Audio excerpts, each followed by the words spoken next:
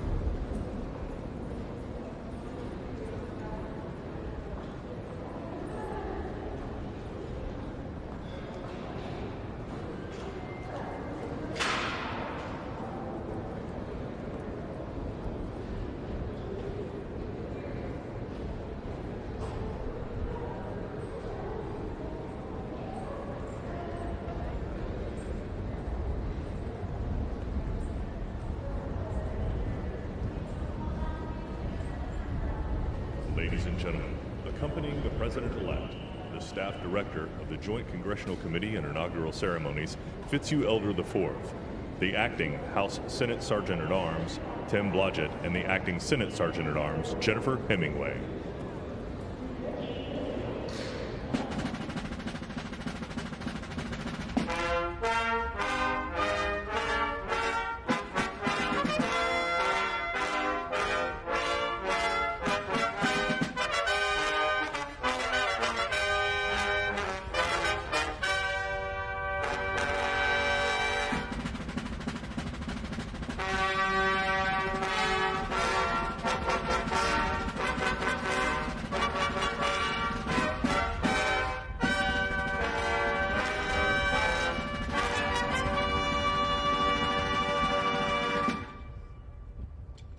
Ladies and gentlemen, the President-elect of the United States, Joseph Robinette Biden Jr., and Dr. Jill Biden.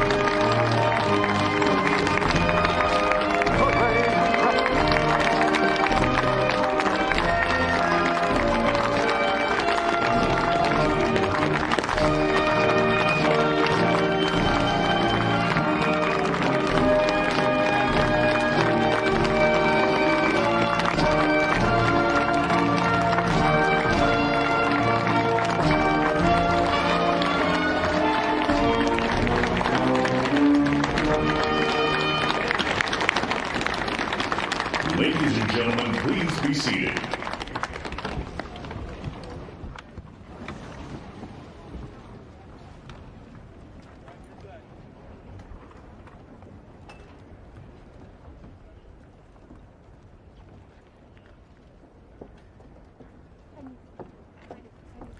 Please welcome the Honorable Amy Klobuchar.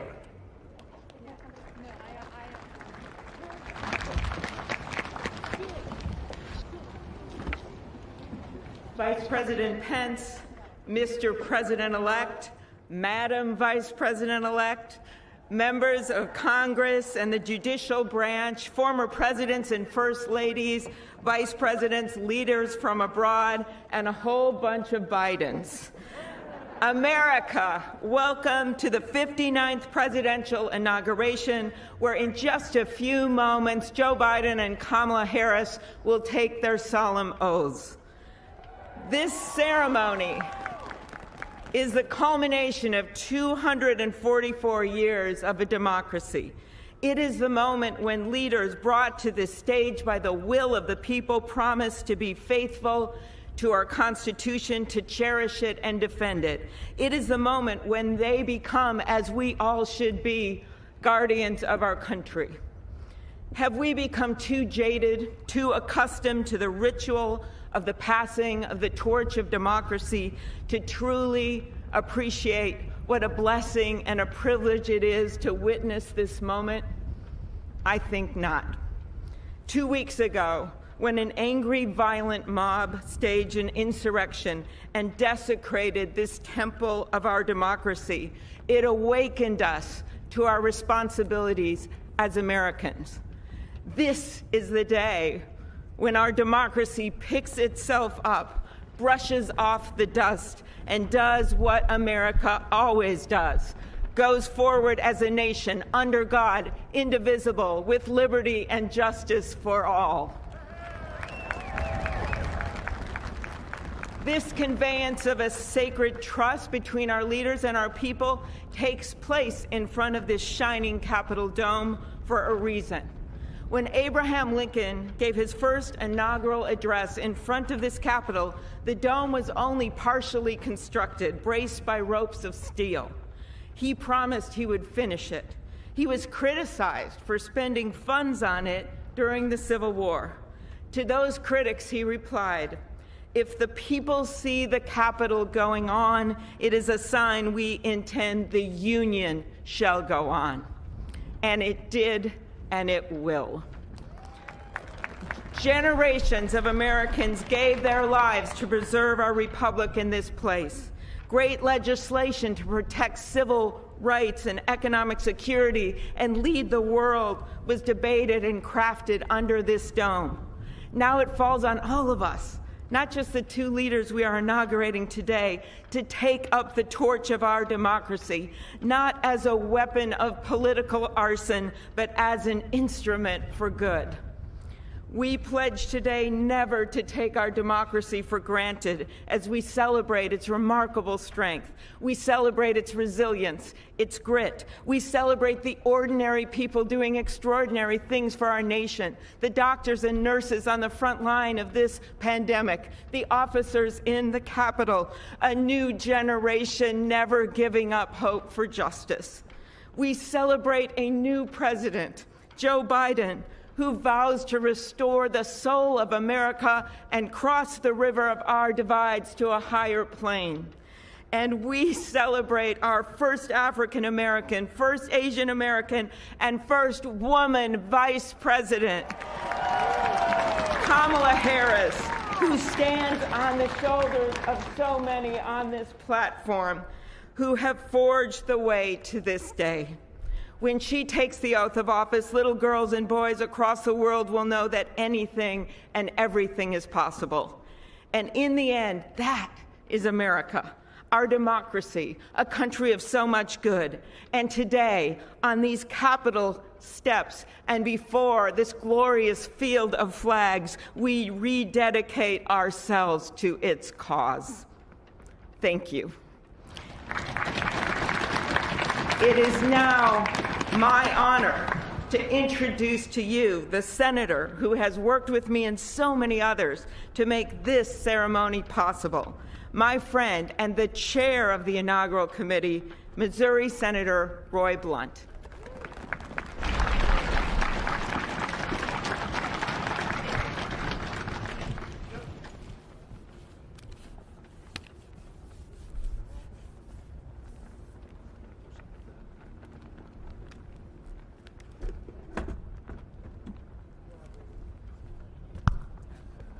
Well, I should have known when Senator Klobuchar got involved, at least there'd be a touch of snow up here this morning.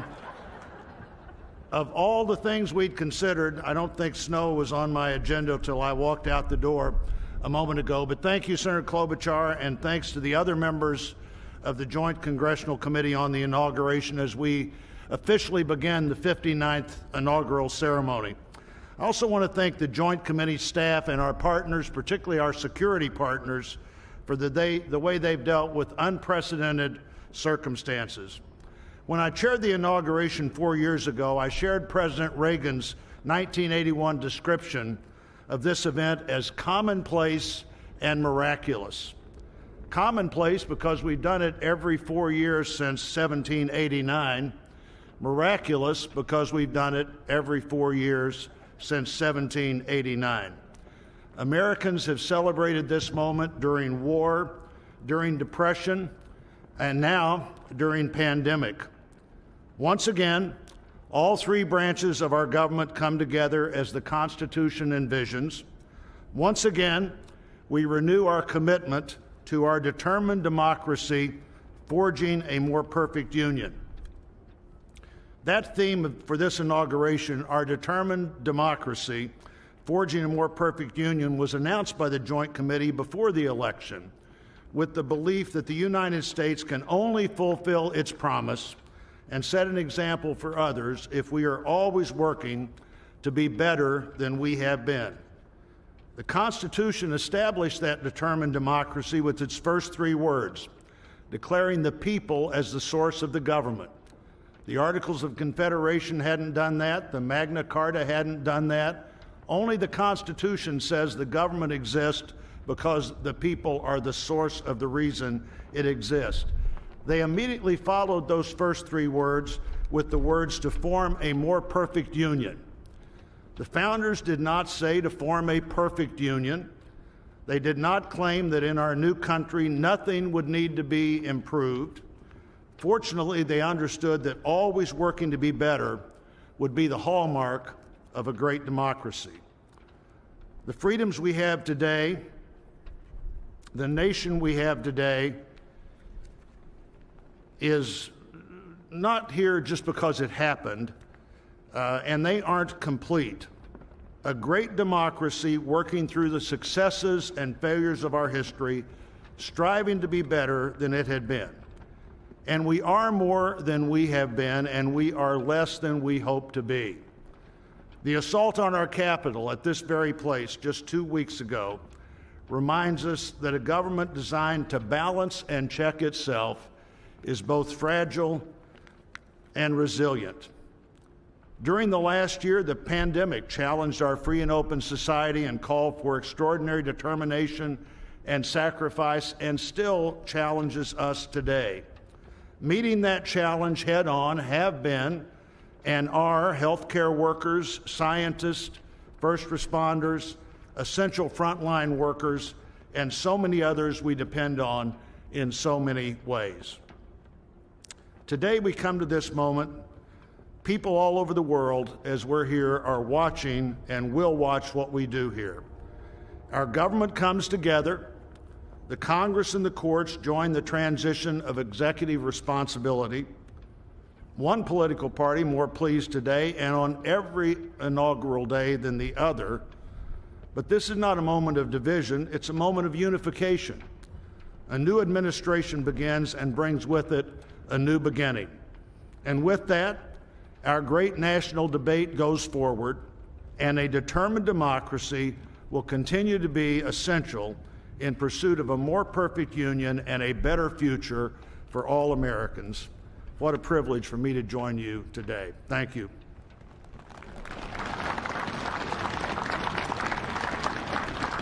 I'm pleased to call to the podium a longtime friend of the President-elect and his family, Father Leo O'Donovan, to lead us in an invocation.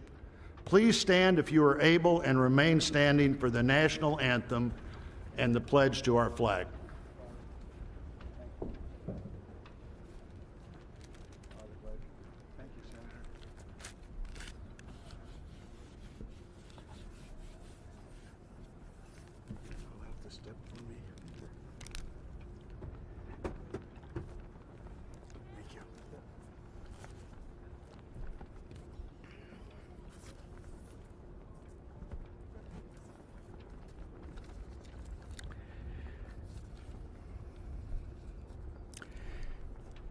Gracious and merciful God, at this sacred time we come before you in need, indeed on our knees.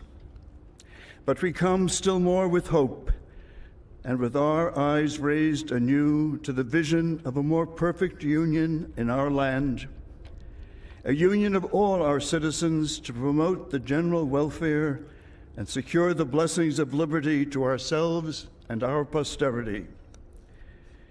We are a people of many races, creeds, and colors, national backgrounds, cultures, and styles, now far more numerous and on land much vaster than when Archbishop John Carroll wrote his prayer for the inauguration of George Washington 232 years ago. Archbishop Carroll prayed that you, O Creator of all, would assist with your Holy Spirit of counsel and fortitude the President of these United States, that his administration may be conducted in righteousness and be eminently useful to your people. Today we confess our past failures to live according to our vision of equality, inclusion, and freedom for all. Yet we resolutely commit still more now to renewing the vision, to caring for one another in word and deed, especially the least fortunate among us, and so becoming a light for the world. There is a power in each and every one of us that lives by turning to every other one of us, a thrust of the Spirit to cherish and care and stand by others, and above all, those most in need. It is called love, and its path is to give ever more of itself. Today, it is called American patriotism, born not of power and privilege, but of care for the common good, with malice toward none and with charity for all.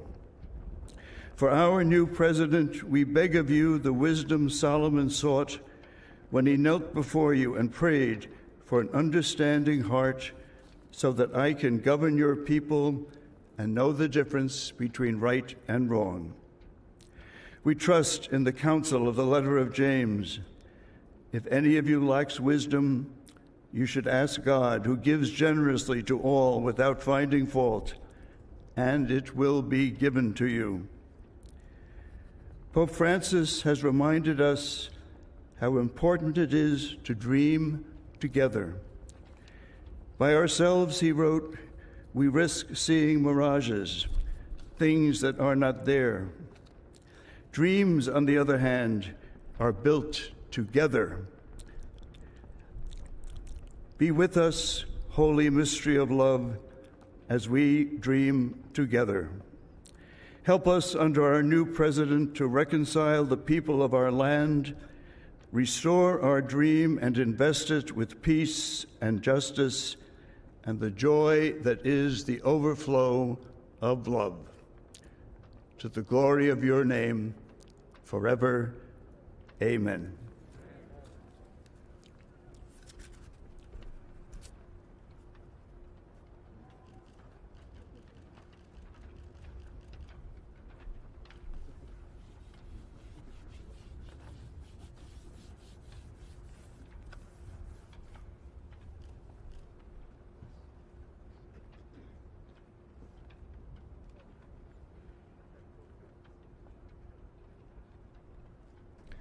Ladies and gentlemen, please remain standing for the presentation of our national colors by the Armed Forces Color Guard, the singing of our national anthem, and for the Pledge of Allegiance.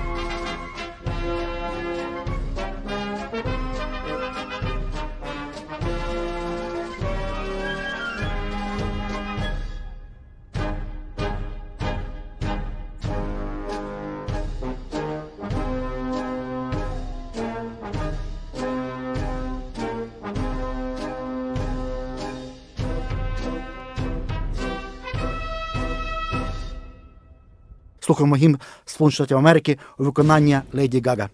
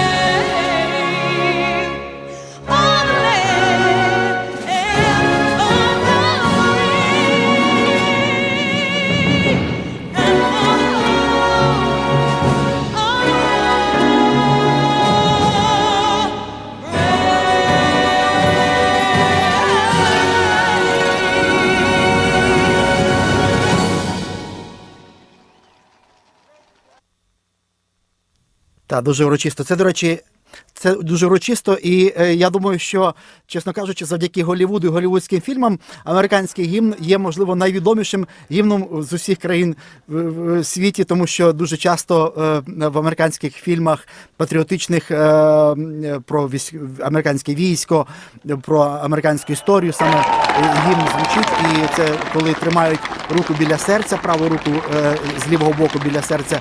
Це також дуже відома сцена. Вона, я думаю, і українцям, і в цілому світу. У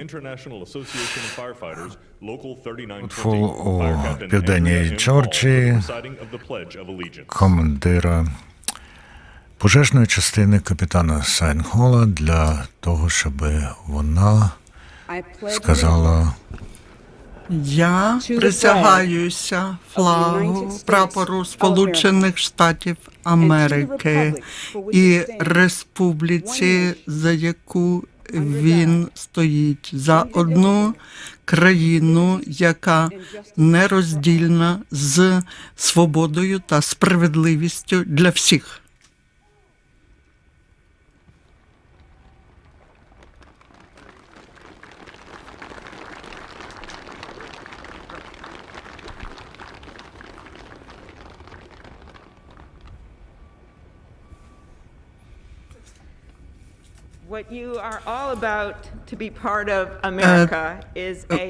Тепер почнеться історичний момент.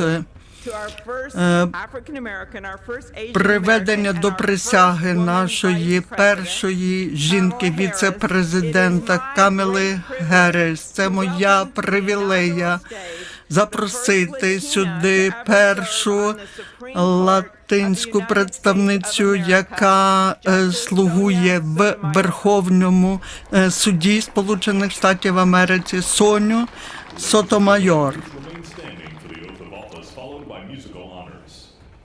Пані і панове, зараз відбудеться церемонія, яка буде супроводжуватися музичним вшануванням. Будь ласка, підніміть праву руку і за мною повторюйте. Я, Камала Деві Гарріс, урочисто присягаю, що буду підтримувати та захищати Конституцію Сполучених Штатів Америки від усіх ворогів, зовнішніх та внутрішніх, що я буду зберігати до неї справжню вірність та лояльність, що я беру це зобов'язання вільно, без будь-якого внутрішнього застереження або мети ухилитися від нього. Та що я добре та доброчесно буду виконувати обов'язки тієї посади, яку я посідаю. Хай допоможе мені Бог.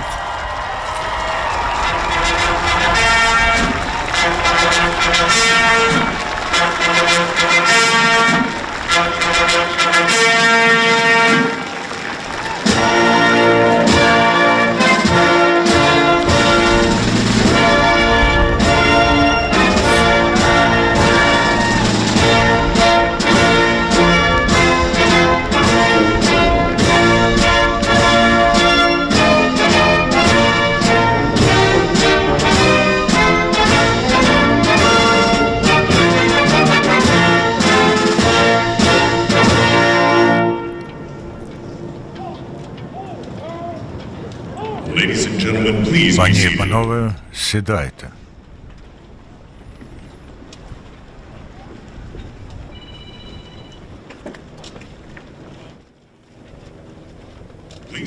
Так, зараз бачимо, що вже цей унікальний момент, коли вже є новий віце-президентка Камала Гарріс, але ще не прийняв присягу, не склав присягу Джо Байден, наступний президент. Про Камалу Гарріс скажу, що, як ви добре знаєте, вона іммігрантського походження, перша жінка, віце-президент США, жінка. Також Камала Гарріс має індійське походження, в неї мама з Індії, а тато з Ямайки, тобто карибо-індійське походження. А зараз бачимо, що йде Дженніфер Лопес, Джей Ло, тобто це теж мегазірка світової музики. Вона буде виконувати одну з композицій. Вона також, до речі, починала співати і була дуже активною в американському футболі, тобто теж така американка патріотичних поглядів дуже. Послухаємо. This land is your land. This land is my land. From California to the New York Islands, from the redwood forest to the Gulf Stream waters. This land was made for you and me. As I went walking down that ribbon of highway, I saw above me that in this skyway, I saw below me that golden valley. This land was made for you and me. Oh,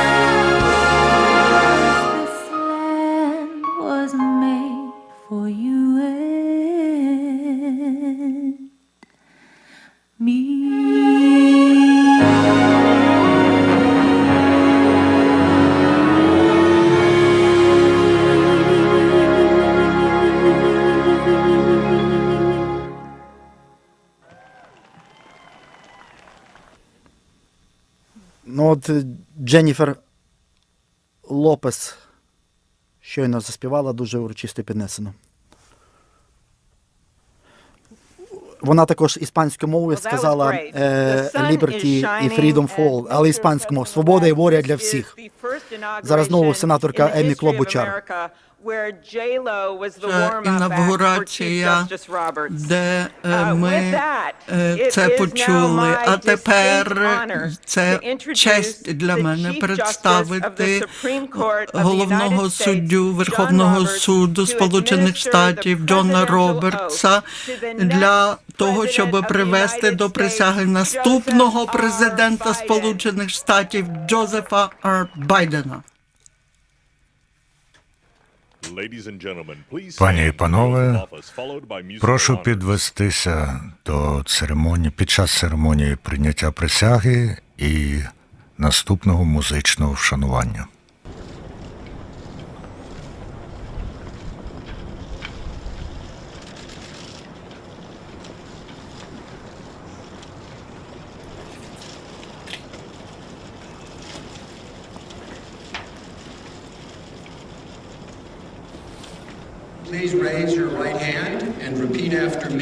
Прошу підняти праву руку і повторювати за мною. Я, Джозеф Р. Байден-молодший, урочисто присягаю, що сумлінно виконуватиму обов'язки президента Сполучених Штатів та повною мірою моїх сил підтримуватиму, охоронятиму і захищатиму Конституцію Сполучених Штатів.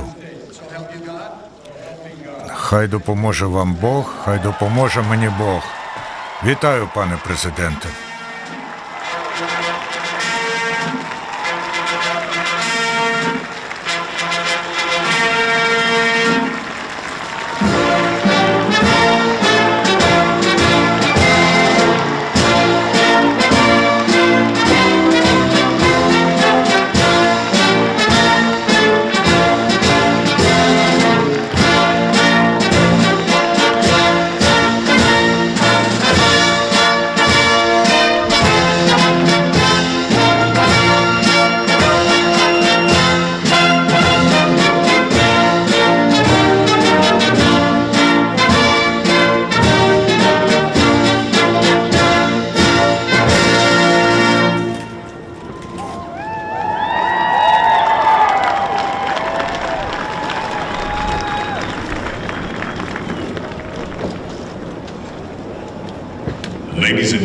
Пані і панове, прошу сідати.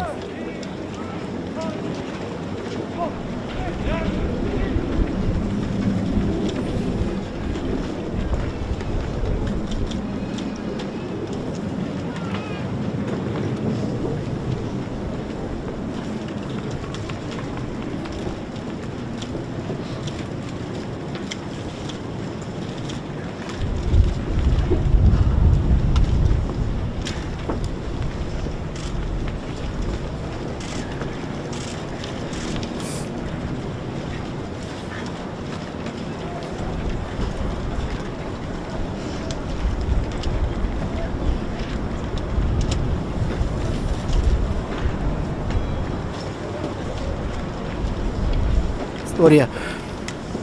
Бачимо зараз, що президент Джо Байден став 46-м президентом Сполучених Штатів Америки і склав присягу, яка вже звернув увагу на 12-сантиметровій Біблії родинній реліквії Байденів. Це Біблія, яка вже 127 років передається від покоління Байденів наступному поколінню Байденів. Родинна реліквія, і вона 12 сантиметрів, то ще не дуже важка. Коли Джилл Байден тримала цю Біблію, коли складав присягу Джо Байден, то раніше, кілька днів тому, у Джилл Байден запитали, чи ви тренувалися вже тримати таку важку книжку? Бо справді це не просто тримати таку книжку. Бачимо, що це родинна реліквія, передається від покоління в покоління. Дуже важливо в Америці саме ці традиції.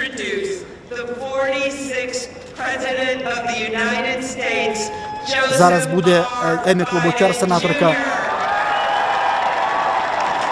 дає слово, буде Джо Байден говорити свою промову.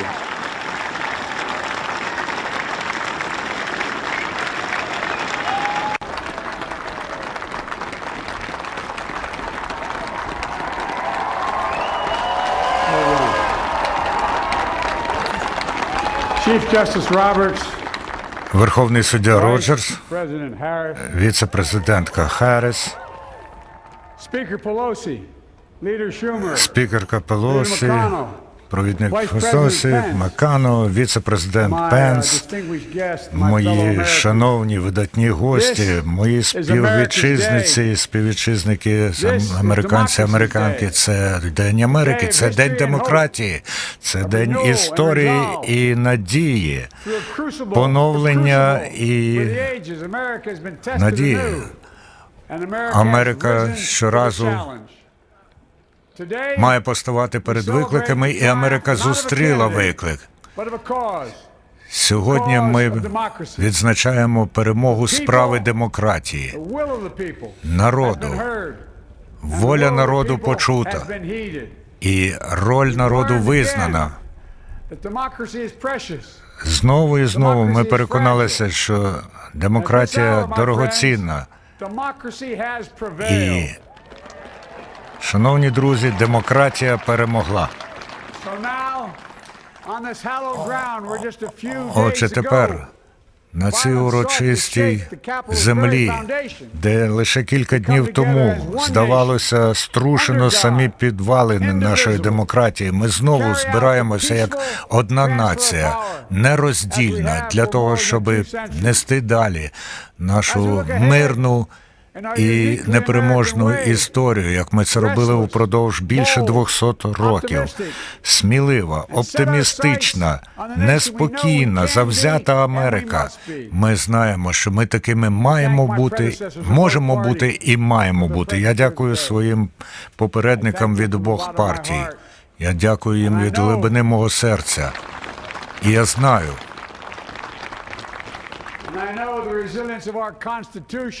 І я знаю, опірність нашої Конституції і потугу нашої нації. Як сказав президент Картер, який не може бути з нами сьогодні, але ми віддаємо йому шану за служіння цілого його життя. Я також веду мову від імені всіх патріотів. Першу присягу приніс Джордж Вашингтон. Але ніхто з нас, не хтось із нас, а всі ми, від імені всіх нас складається ця присяга в ім'я нашого Союзу. Ми велика нація, ми великий народ, ми перейшли століття громовиць, і ми так далеко зайшли, і нам ще так далеко йти. Ми йтимемо вперед, ми прискорюватимемось, тому що нам так багато потрібно зробити. Тому що перед нами є великі можливості, багато треба полагодити, багато треба побудувати, багато можна здобути. Не так багато народів у світовій історії стояли перед такими викликами, і в такі часи, як ми стоїмо у ці часи, вірус, який завдає шкоди цілим країнам. За один рік він забрав більше життів, ніж Америка втратила в обох світових війнах. Дуже багато, десятки, сотні тисяч підприємств, бізнесів закрилися. Але століття нашої історії підштовхують нас вперед. І поразок більше не буде. Бажання вижити саме по собі підказує нам, що нині ми не можемо мати чіткішого уявлення про те, що потрібно робити. Ми маємо протистояти викликам, і ми маємо завдати поразки тим викликам, які стоять перед нами. Ми забезпечуємо майбутнє Америки, а це потребує набагато більше, ніж просто слова. Це потребує того, чого не так легко досягнути навіть за умов демократії – єдності. Єдності. Січень 1863 року Абрахам Лінкольн підписав декларацію і сказав, якщо моє ім'я колись і увійде до історії, то це завдяки цьому документові. Уся моя душа в цьому документі. І уся моя душа сьогодні є в цьому. Зібрати Америку докупи, об'єднати наших людей, об'єднати нашу націю. І я закликаю кожну американку і американця долучитися до мене у цьому завданні. Об'єднатися задля того, щоб боротися із ворогами, які стоять перед нами. Гнів, ненависть, екстремізм, беззаконня, насильство, безробіття. Боротися з допомогою єдності. Ми можемо тоді зробити дуже важливі речі. Ми можемо дати людям гарні роботи. Ми можемо навчати наших дітей у безпечних школах. Ми можемо подолати насильство. І ми можемо забезпечити рівність для всіх, в тому числі і расову рівноправність, і зробити Америку знову єдиною. Може, комусь це видатися фантазією. Я знаю, що розділові межі в нашому суспільстві глибокі, але я також знаю, вони не нові. Наша історія була постійною боротьбою між американським ідеалом і жорсткою, потворною реальністю расизму, дегуманізації. Це все роздирало нас. І, звісно, перемога ніколи не гарантована. Але ми перемогли депресію, ми перемогли війни, ми приносили жертви, ми перемогли 11 вересня. І зараз достатньо нас зібралися разом, і ми можемо зараз досягти того, чого не досягали раніше. Історія і розум показують нам шлях уперед. Ми можемо дивитися одне на одних не як на суперників і противників, а як на сусідів. Ставитися одне до одного з гідністю і повагою. Наша єдність. Без єдності немає миру, немає поступу, а тільки виснажливий гнів, тільки хаос. Тепер є історична хвиля, криза, виклик, а єдність – це стезя уперед. І ми маємо зустріти цю хвилю як Сполучені Штати Америки. Якщо ми це зробимо, я вам гарантую, ми ніколи не зазнаємо поразки, якщо ми діємо разом. І сьогодні, тут і зараз почнімо заново. Всі почнімо заново. Почнімо слухати одне одного. І чути одне одного. І бачити одне одного. Поважати одне одного. Неповага може бути бурхливим вогнем, який все руйнує і знищує.